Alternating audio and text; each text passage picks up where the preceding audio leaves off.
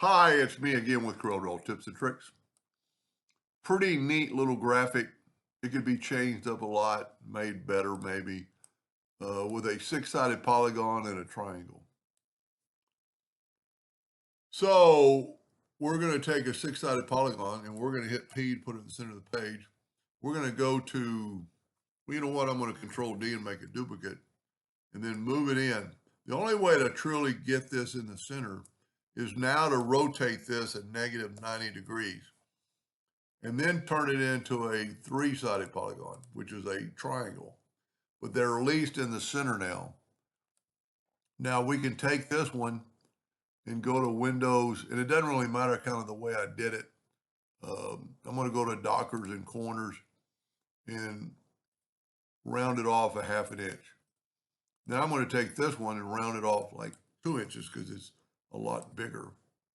Now we need indexing lines because I'm going to come from the top and over here. And now there's no node at the top.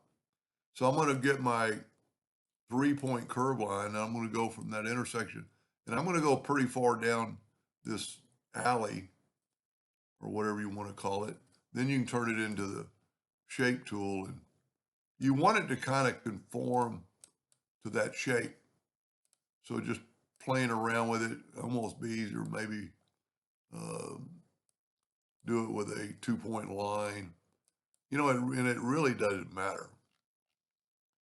because it's going to be yours. Now I'm going to take the 3-point curve line and this time and go from the node to about that same spot, but I'm just going to round it up. But I want some curvature, but I'd like for it to follow. I'm going to get the shape tool. I would like to kind of have it follow that line. So I'm going to move this out a little bit. Okay. You've got that line selected, Control D, Alternate C to have that line rotate from the center. And we're going to rotate it 120 degrees. And it puts it there. Now, a couple of trains of thought here. On the first one, I just hit the plus key. And let me change my nudge factor like to 0.02. And I'm just going to nudge it straight up a couple of times till I get that edge. That way I've kind of got a solid edge across there. Now I'm going to take my Smart Fill tool. I'm going to use a different color this time. I'm going to use that burnt orange. And fill that in and fill that in. Take that one, you've already got it selected. You know, it looks like it's joined it together. Must be a leak. Tell you what, let me, when you ever have a leak like that, try filling in the one you think you have a leak and there's no leak. So let's go ahead and interactive fill to it so we kind of tell it. And I'm going to put darkness in this one edge to make it look like it's going underneath. Now I'm going to take the Smart Fill tool and fill in this other part. And there's many trains of thought what you could do. Before I do anything, I'm going to take away our lines because we don't need them anymore because we're working in the center of the page. I'm going to take that one right there and get my interactive fill tool.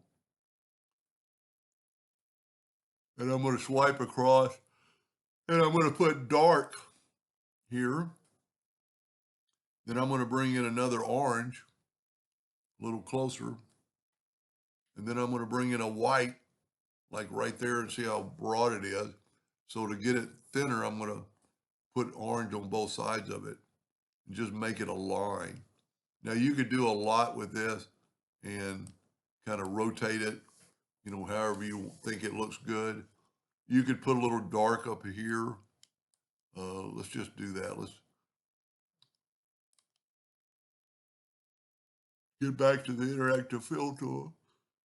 So let's go ahead and put dark up top and then put an orange real close so it takes it away with just that tip. And then if it's too dark, you can just expand that out. And then you can always bring your orange in a little more. Yeah, it's just the tip's too dark. Let me zoom in here. Might not look bad though. And that's because this handle, we can move this handle out of the way. Then you can move these down. And see, so the orange on both sides is making it thinner.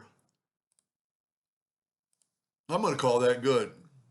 I'm going to Control G to group it, Control D to duplicate it, Alternate C to rotate it 120 degrees.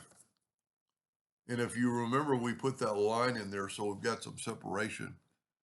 I think it adds to it quite a bit. And now this one, you can actually, let me take away the indexing line. You can actually see my curves of my, I kind of like it. It's totally different. So give that a try and play around, and hope that helped. Thank you for watching.